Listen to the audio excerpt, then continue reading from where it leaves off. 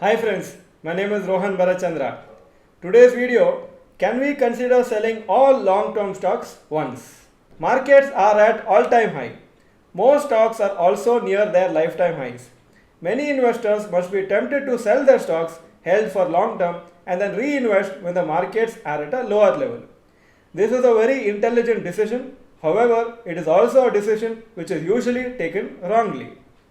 Many investors feel that they can maximize their returns by selling at a high level and then reinvesting at a lower level.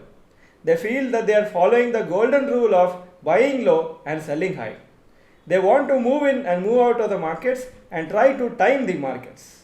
Zerodha has done a very useful study on how an investor's money would have appreciated over the last 20 years between October 2003 and October 2023. For the sake of the research, they have considered the Nifty 500 index, which contains the top 500 companies in India based on market cap. By observing the data, you will once and for all clear all your doubts about whether to sell your stocks meant for long term with the intention of reinvesting. Impact of missing best days in the market 2003 to 2023.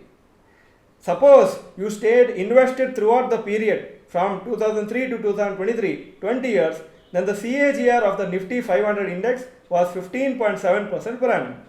If you miss the 10 best days, then the particular CAGR falls to 11.6%. That means almost 4% reduced just by missing 10 good days in the market.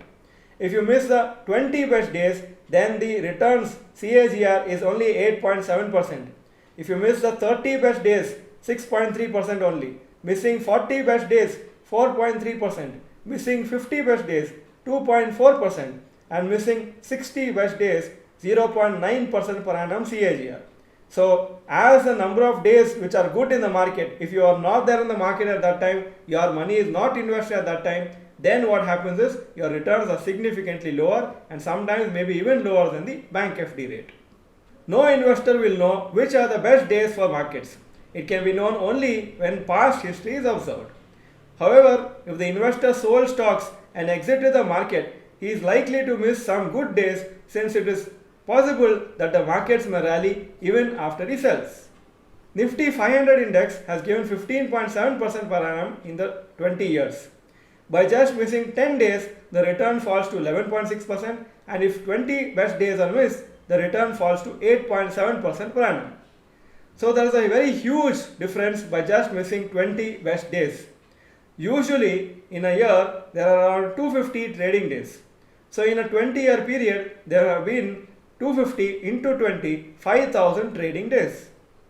So missing 10 best days out of 5,000, which is only 0.2% of the days, would have resulted in earning 11.6% per annum compared to earning 15.7% per annum.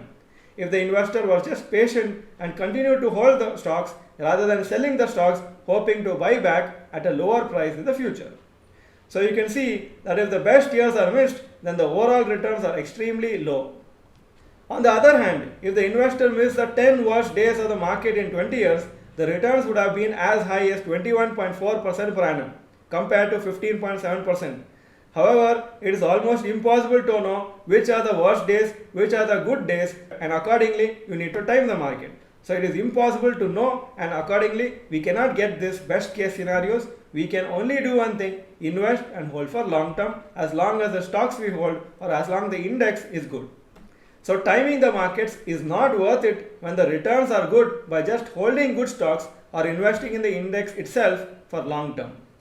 It means that if you are not invested in the market during its best years, then we are likely to get very ordinary returns and very low compared to even bank FD. This is why it is said that we need to be invested continuously for long term. This holds true even for investing in individual stocks. We will never know exactly when and in which years the markets will give spectacular returns.